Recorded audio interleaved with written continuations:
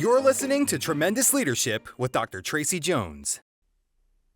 Hello, everyone, and welcome to the latest Leaders on Leadership podcast, where we pull back the curtain on leadership and we talk with leaders of all ages and stages about what it takes to pay the price of leadership. And today I have a very special guest to introduce you to. His name is Jevon. Jevon, welcome. Yeah, excited to be on here, and definitely a highlight for me big time. So thank you, Dr. Jones. Thank you. Thank you, Jevon. Let me tell you about a little bit about this gentleman. Okay, so Jevon Gondwe, he has a unique combination of leadership experience, and he spans 3 NCAA national championships, 13 years as an entrepreneur building teams, and over a decade of experience designing and delivering leadership communication resources in corporate America across 7 different industries and directly impact over 30,000 people. His passion today is centered around principle-centered leadership communications to help leaders more effectively connect, inspire, and win the heart of their teams. A father, husband, and believer in people, Jevon aims to have an unspeakable impact on the lives of others. Again, Jevon, I'm just so honored to hear your perspective for many different reasons, as we'll unpack. Yeah, no, I've learned so much. I mean, I know we talked about this and you may touch on this a little bit, but even just from your father and you can kind of lineage that you come from and how we met. I mean, the books you read, the people you associate with, that is what my mentor has told me for, almost 15 years now. And I live that, I speak that. When I coach people, it's one of the foundational pillars for where I am today. So, thank you for opening the door and, really excited to learn from you. And as I already have, and I'm sure that'll come out in our conversation today as well.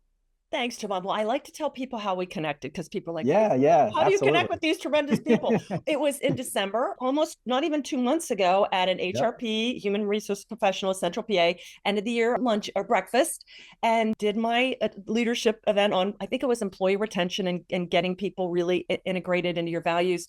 And at the end, I was walking around seeing people and Jevon was at the back. And right away, if it seems like we've known each other our entire lives, it's because there was such a strong value congruence right there. He talked about his mentor. He is a voracious reader.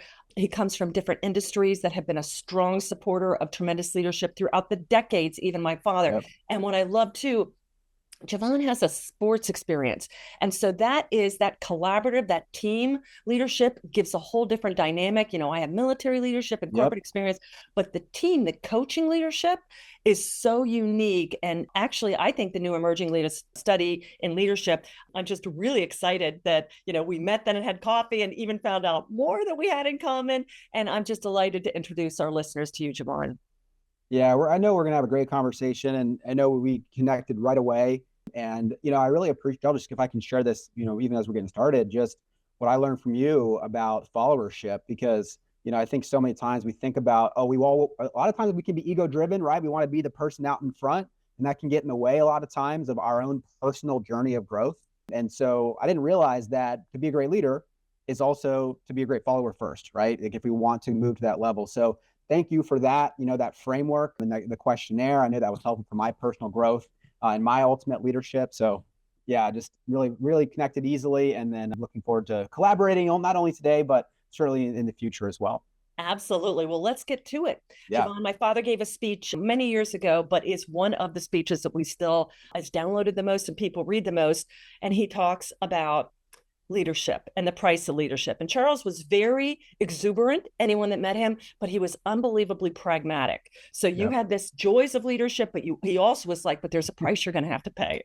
Very stoic in a way, but very pragmatic because he did pay the price. And the first price he talks about is loneliness. And we don't often, loneliness kind of means different things to different people. We hear it's lonely at the top. We know there's certain elements of loneliness that a leader has to go through.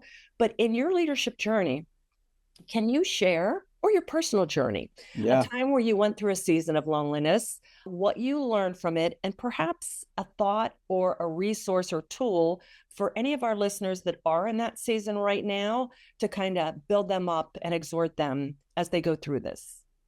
Yeah. First, I love the concept. I think it's so important to talk about this, right? The whole concept, this podcast, what your dad started with, the price of leadership, because it's not talked about very often, right? We oftentimes talk about the the rewards of leadership, right? Like you said, and what you get from it or what you can impact. But there is a price to pay. And I'll do a quick story to kind of illustrate some thoughts for me. Like I remember when I was first coming out of college, 22 years old, I don't know what I want to do, but, I ultimately get a job offer to run a soccer program, at 22, right? 500 players, 1,000 coaches. To me, very intimidating, right? At 22, like, do I have the ability to do this? And in a moment, I kind of felt lonely in that time, right? Like I've got to make this decision. Like it's impacting in my mind, my whole life. And I think sometimes when we are navigating things alone and feeling like it's all on us, that's where we start to be like, oh, it's just me. But if we really think about it, there's people in our lives that have come before us, right? And so the idea of mentorship, the idea of coaching, the idea of seeking support, and I think, and I'll kind of share where the story goes in a moment, but I think so many times we get caught in these moments where we feel like the decision's on us. And I get it. As a leader, we're responsible, right? We have this extreme ownership mentality of what the outcomes are, and we need to take responsibility for the consequences. But ultimately, we do have support. And I think it can be quick to forget about that. So at that time in my life, I reached out to my brother, 10 years my senior, and he just gave me some wisdom. And he said two things will happen. He's like, you're either going to grow into the person that you need to become, or you're going to quit, you're going to fail, they'll fire you, and you'll learn either way. Like either way, you may have heard this before, right? You're either winning or you're learning, right? Like you're either winning or you're learning. And so the key message there is that there's always somebody else that you can reach out to if you're willing, right? And I'll just quick little backstory to that too. Now take me fast forward years later, our business is booming. We're having a lot of success. We're moving forward. But at the same time, I was going through a season of, not to get too deep here, nothing crazy diagnostic or anything, but I was going through some mental health challenges at the time. And so even though on the paper, on the surface, you would have said, oh my gosh, Jevon and his family are crushing it, it was actually one of the lowest points for me personally, outside of tragedies happening, one of the lowest points in my life. And this was not that long ago.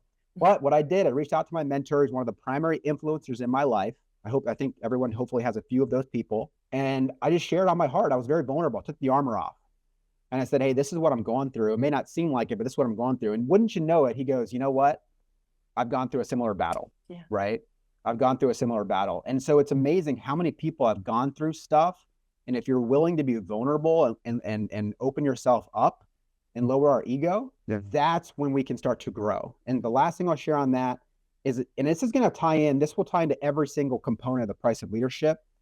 But in these moments where we're really feeling challenged, we're really feeling stretched, if we can lean into the fact that we are building our story, that's going to be something you can share to help the next person, because that's what leadership to me is all about, right?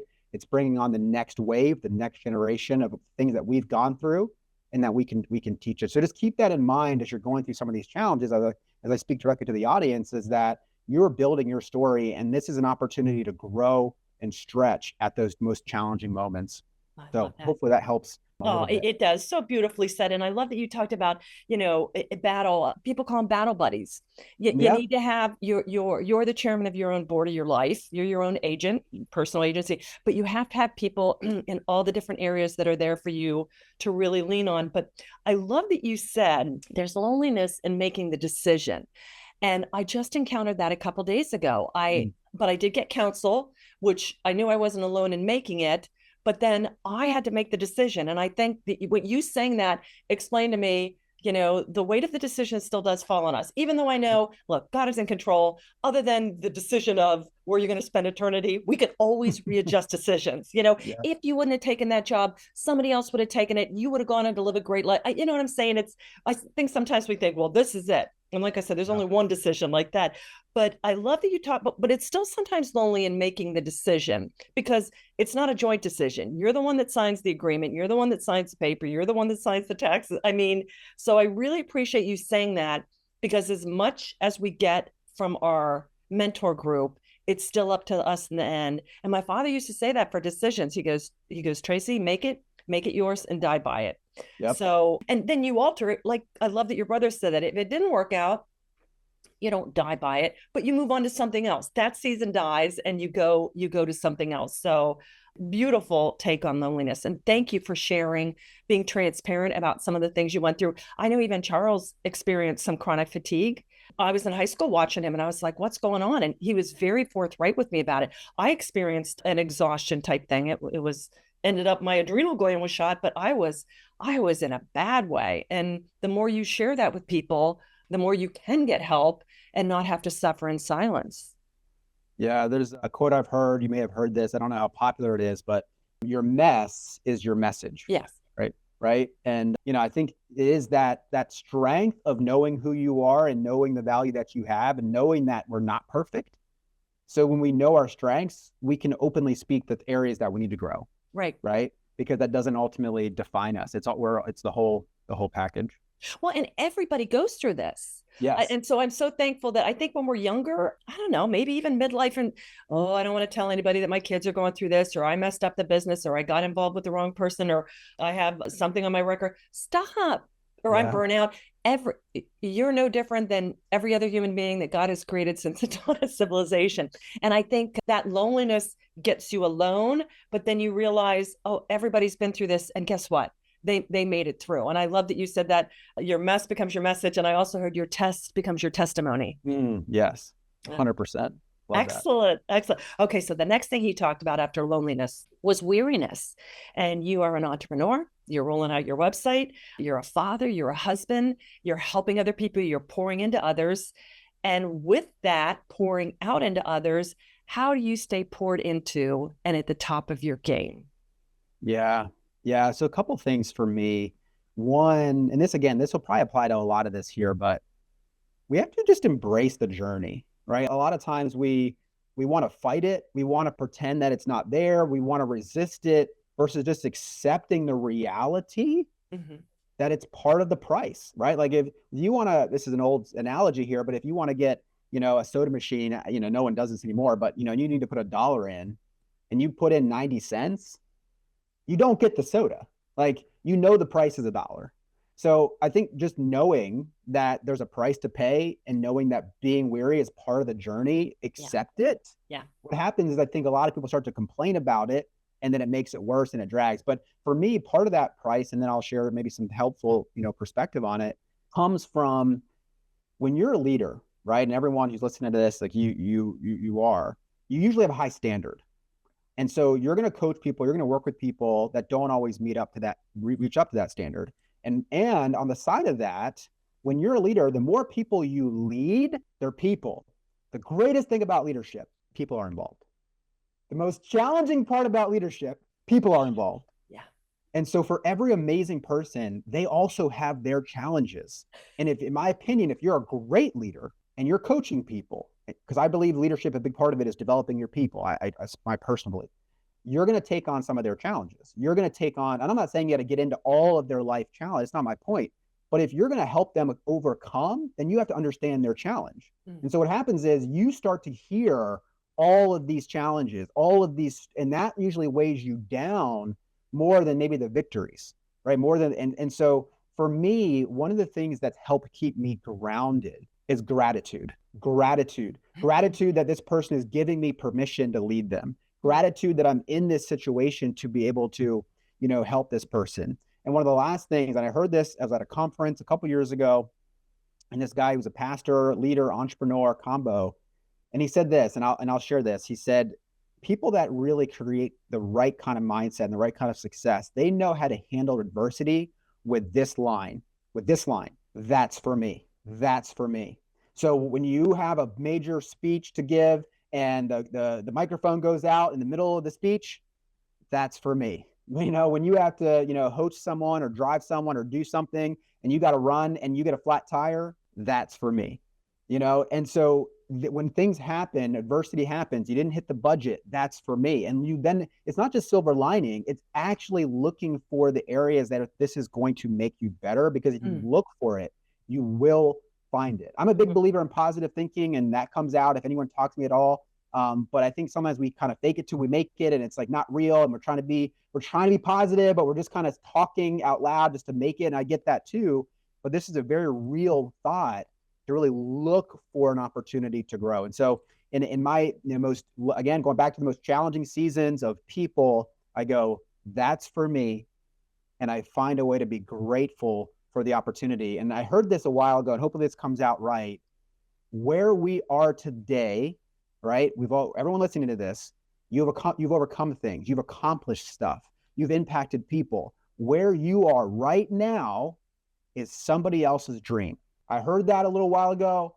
I used to quote the person, but now I don't remember. It's mine now, right? But I stole it. In fact, most of the stuff I share, if it sounds really, really good, I probably got it from somewhere else. Amen, brother. Me too. Right? And I think that's a core part to great leadership too, right? You start to understand things so well that you can make it your own because you understand. You're living it. So you're living it. Yeah. You're living it. So yeah, so keeping that gratefulness in mind, and that's for me mindset. You said that's for me. And when you alluded in loneliness, you kind of hit on this. And this is the thread I'm hearing. I was listening to a podcast on a young lady in an advertising firm talking about your mission statement. And she, as a speaker, as a coach, people identify with stories. Yep. They love stories. And we're all part of that story. But if you don't love your story, that's when you experience dis-ease, anxiety, depression, and into each life some rain must fall. So if you can't grab the bad with the good, it's going to be a long journey in this mortal coil of sadness and anger. And I love that you talked about weariness a lot of times is because you don't live in gratitude. And I notice most people that either are upset, angry with their families, with their boss, hate the country, hate the government, but this is your story. And the more you hate on it, the more you look at all the anxiety and stuff going on. If you hate everything, you are crushing your own self-identity. And it doesn't mean things aren't perfect, but like you said, you have to look at it for what it is. If Viktor Frankl can be in a concentration camp in Nazi Germany and find the joy in it, why can you not find the joy in getting up, especially living in this country every day with the freedoms we have? So I'm sorry, Jevon, go ahead. I was thinking about that. This story is so important. Own it and embrace it. Even if it's a bad story, because I think people look at us, Jevon, and go, oh, well, you guys, no. And I would never poo-poo somebody else's story because they had good people in their life.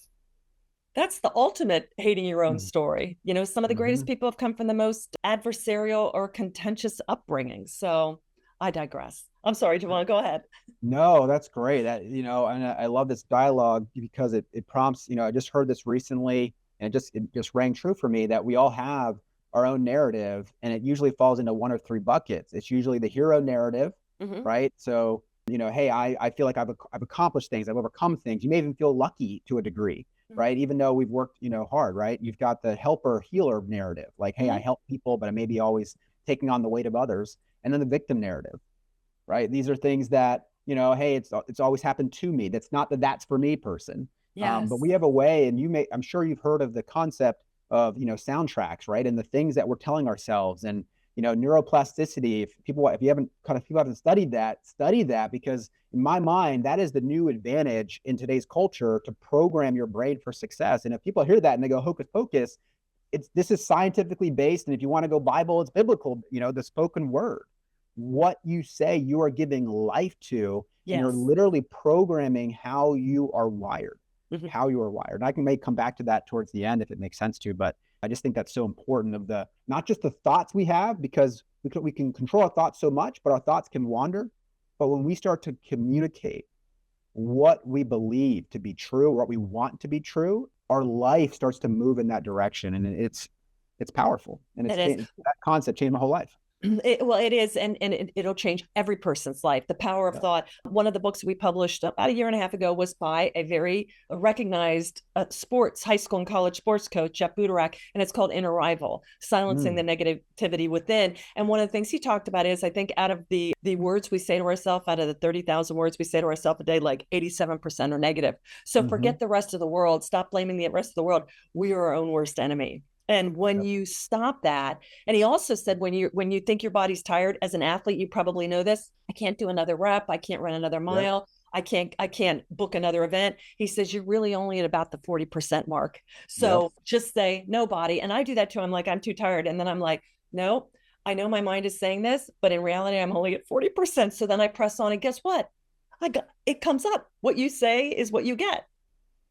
100%. Yeah. 100%. Excellent. Okay, so loneliness, weariness. The next thing my dad talked about was abandonment. And of course, abandonment kind of has that negative connotation, abandoning your wife, your kids, your pets. But Charles used it in a way that it's almost a hyper focus. It's that good to great, pruning away what you want to do and like to do in favor of what you ought to do and need to do. So it's really that highest, purest calling.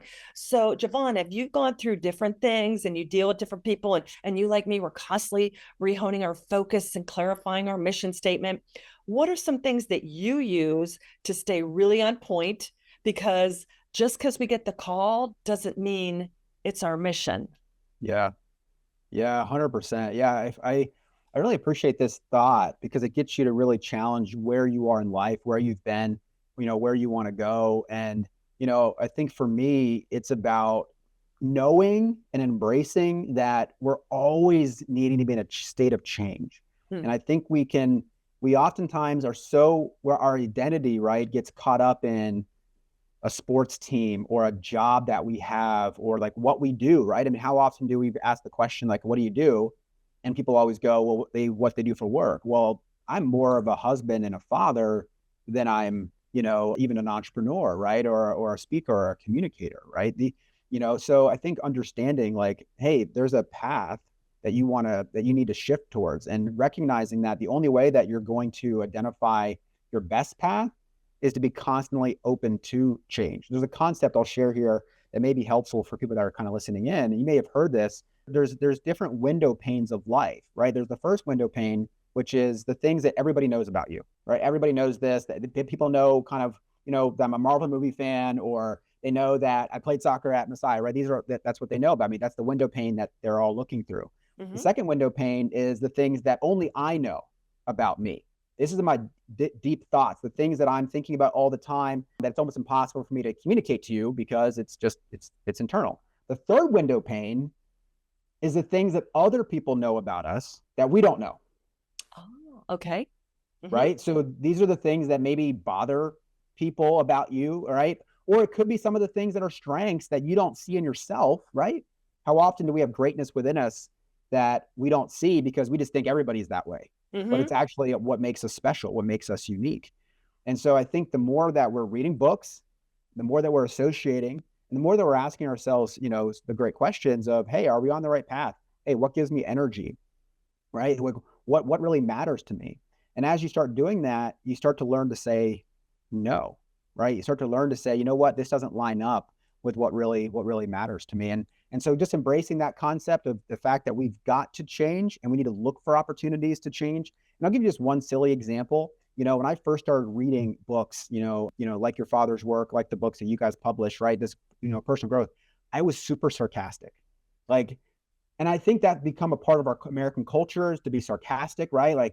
That was just kind of, especially for me growing up with my friends, it was just you put people down and you do it with a smile and everyone would laugh and it got attention. Well, then I read a book like How to Win Friends and Influence People, and some people just kind of throw that out. They go, whatever. But the reality was there's truth in it, right? And so people were feeling bad at my expense, even though we were, and so that was part of my identity. I would always tell people, I'm sarcastic. That's just how I am. And that's how I'm funny. And then I realized that as I shedded that part of my identity, and my identity became more in adding value and helping other people, I let go of that. Whereas a lot of people don't let go of things because of their ego. It's just that it's just that simple. And so that's why I think it's so important to have mentors who you trust, that you can hear their voice and it can actually move you. And so anyway, hopefully some of that in there is helpful in terms of helping people really level up and embracing the fact that we've got to continually change. And the last thing I'll actually share on this is I talk to executives all the time. I've worked under executives. I love coaching people at a high level, managers of managers, leadership, right? And I ask so many people, directly or indirectly, what do you do for personal growth?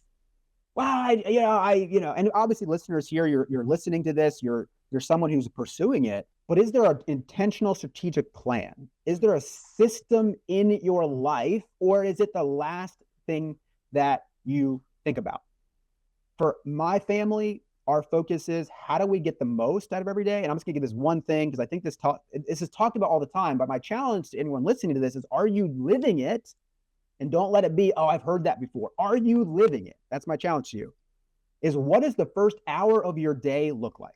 And are you getting the most, whatever it is for you, but are you getting the most important thing so that in your first hour of your day, you are on fire for life? Because if you're not, and your first hour of your day, if you're not fired up, in my opinion, there's something off. And you got to figure that part out so you can grow and stretch yourself so that you can be the best leader that you can be. And if you're a parent, if you're a community, and you're influencer in your community, whether you have family or not, you've got people as a leader that you're influencing.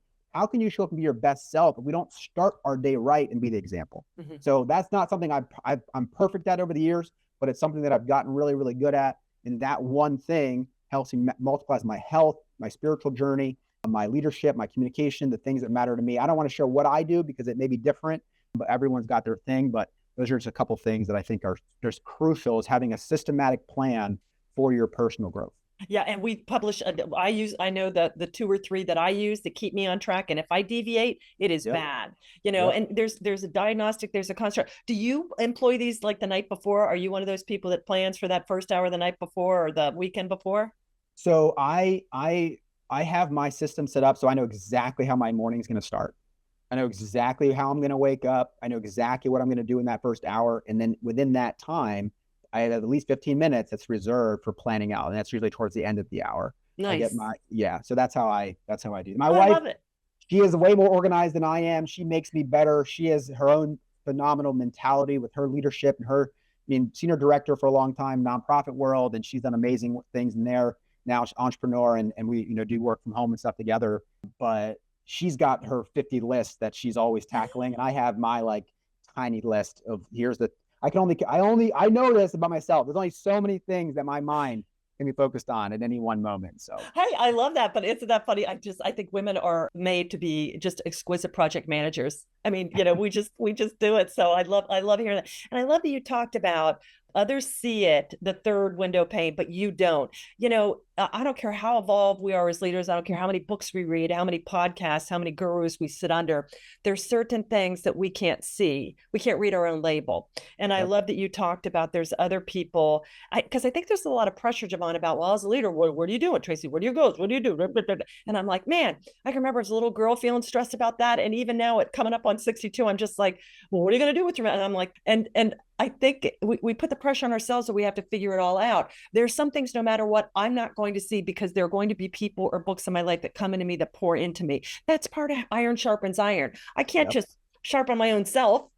Tracy sharpens Tracy, although I do that, as you said, by getting up and having that first hour and taking care of my body and having great mentors. But still, life is meant to be done in collaboration. So I love that you really talked about what the others see, and that's why you need to seek them out.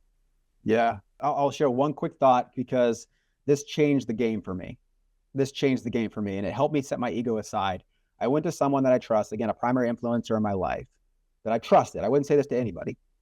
And I said, listen, I trust where you are in life, professionally, where you're at with your marriage. I trust where you're at in your career, business-wise. I trust your financial situation. I trust you. If you ever see anything that I do or say, or I don't do something that's out of line with the values that I've talked about, with my commitments that I've made to my family, if you ever see anything, I give you permission to call me out.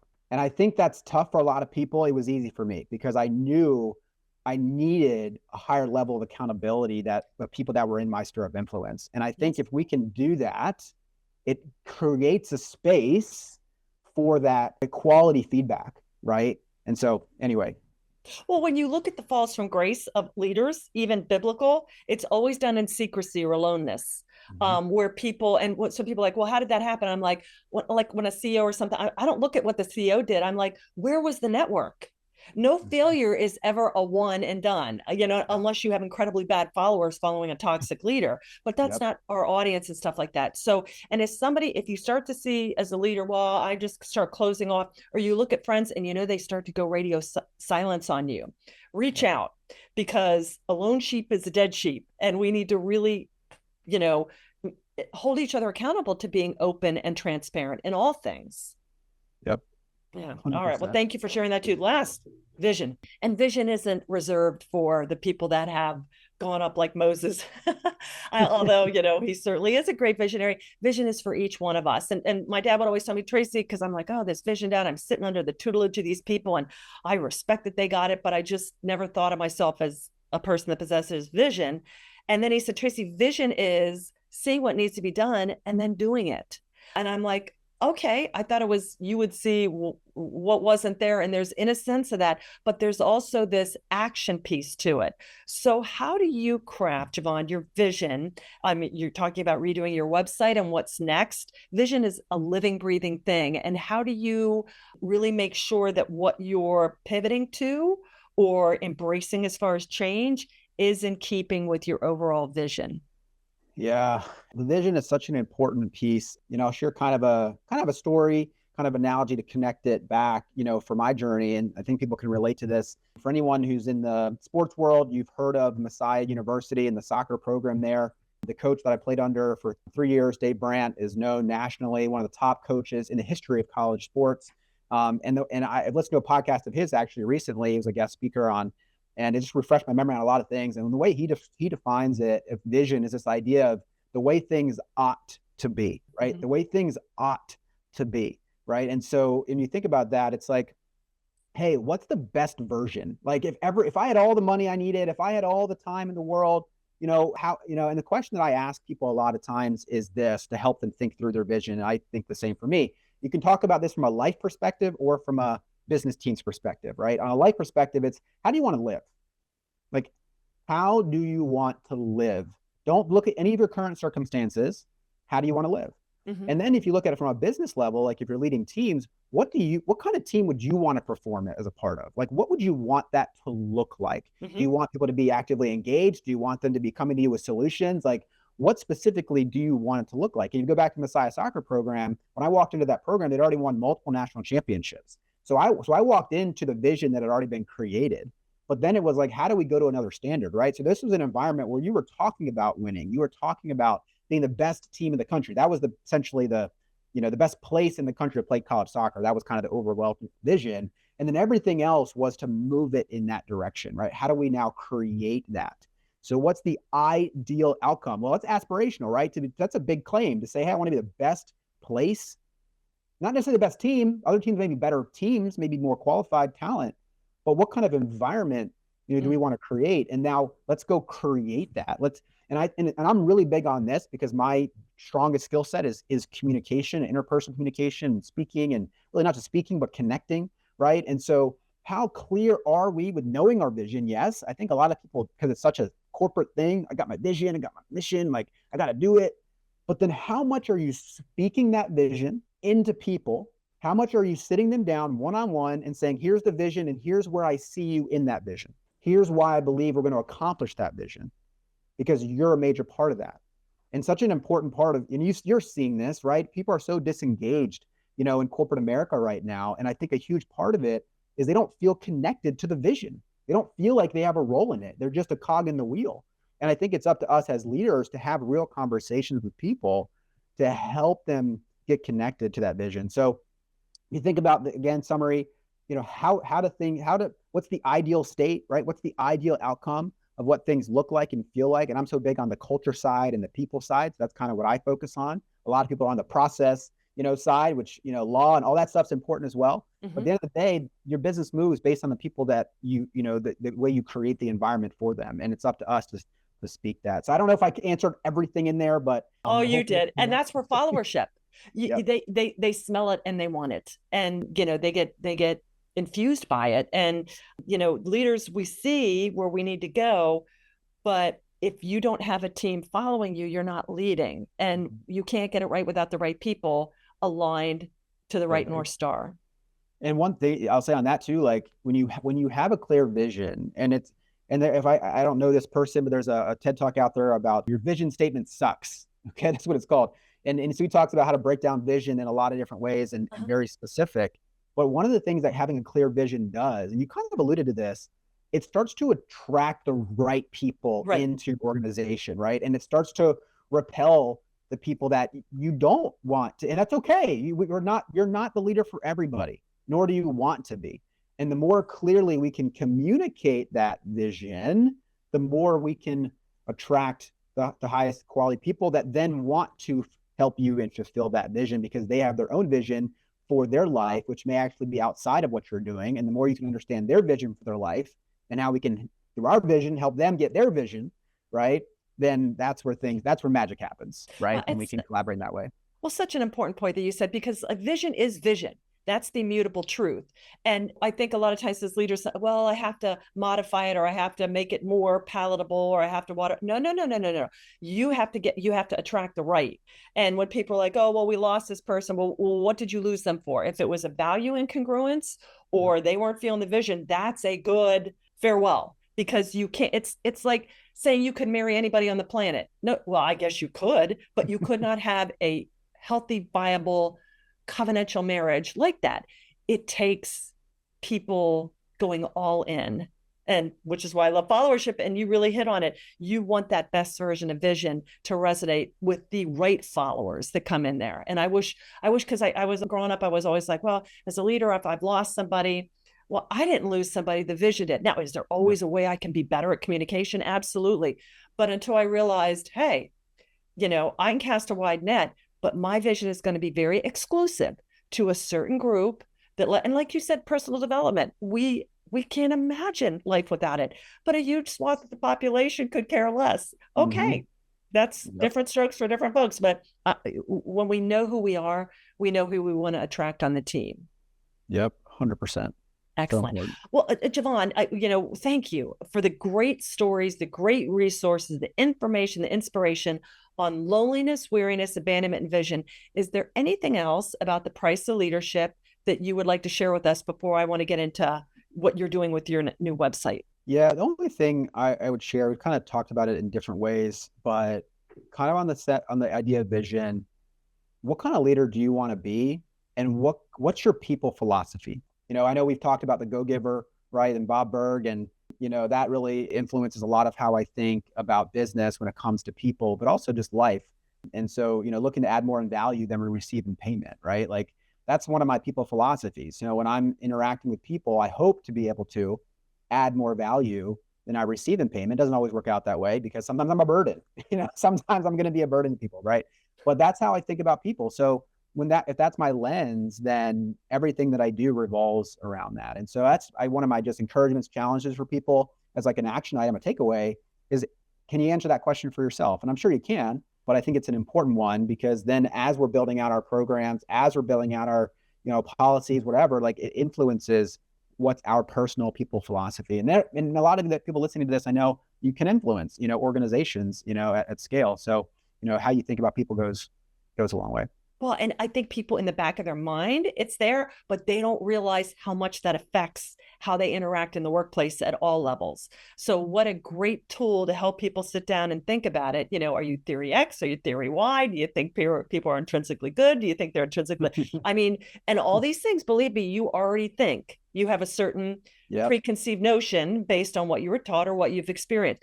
It's neither right nor wrong. And that's why I tell people, it's just about knowing who you are, because it is going to come out in everything you do and your communication. So talk to us about your new website and these leadership communication training programs you're doing.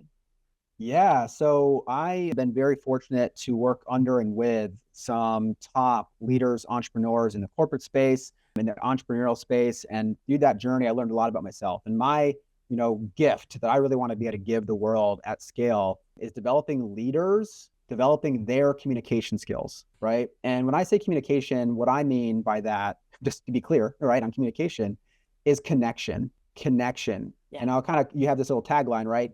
How do you connect, inspire, and then lead? And so what I'm building out is really a platform so that I can build out programming for ongoing learning and development through 5-week increments, right? So if you can imagine coming through a lot of learning programs, you kind of once and done, and there's not really a lot of maybe personal connection. So what I want to be able to do is, and I've done this already in a lot of different spaces and environments. Now I'm just going to make it open to kind of private employers and then also individuals who want to kind of enroll, but a hybrid model where you're coming into live, interactive, engaging sessions and workshops that you leave with applicable skills to connect with your team and then lead them at a higher level, right? So you think about active listening, you think about casting a vision, communicating that vision. You think about, how do I help raise people's belief and confidence in themselves so they feel like I'm a part of everything? And then how do we give inspirational feedback? Like, how do we give inspirational feedback? So these are just some of the different skill sets that you put those things together. So it's going to be a hybrid model of live interactive training and coaching that I'm going to drive, combined with coaching and toolkits that people can take with them that they're going to directly apply the exercises to the work they're doing. So this gives people a holistic journey and experience combined with a little bit of a community aspect as well. So that way, as they're going through the program over a 5-week period of time, the only kind of time commitment, only 6 or 7 hours, it's a premium program, but you can have all these touch points so that you actually have a clear roadmap to apply it. So, you talk about vision, my vision for 25 is really to equip 100 leaders with the communication skills to connect, inspire, and lead. And I feel like that's what I've been called to do. I love coaching leaders. I also love coaching entrepreneurs, right? People who are trying to put their name out there, network more, add value with that principle-centered mindset of really servant leadership, right, at its core. So it's a little bit of what I've done and what I'm really excited about launching. Essentially influential skills, right? It's skills that influence people, not just talking at people, but really connecting so you can make an impact. Well, and for listeners out there, you guys know how I feel. If you don't apply, it's gone. What the 72-hour rule, apply or die. Yep. So I love that you have that heavy communication, that collaboration and that connection, and then the application, because that's how you learn. That's how you talked about neuroplasticity. That's how you retrain your brain, not just hearing, but you have to create a new synapse, connection, visualization, and then application.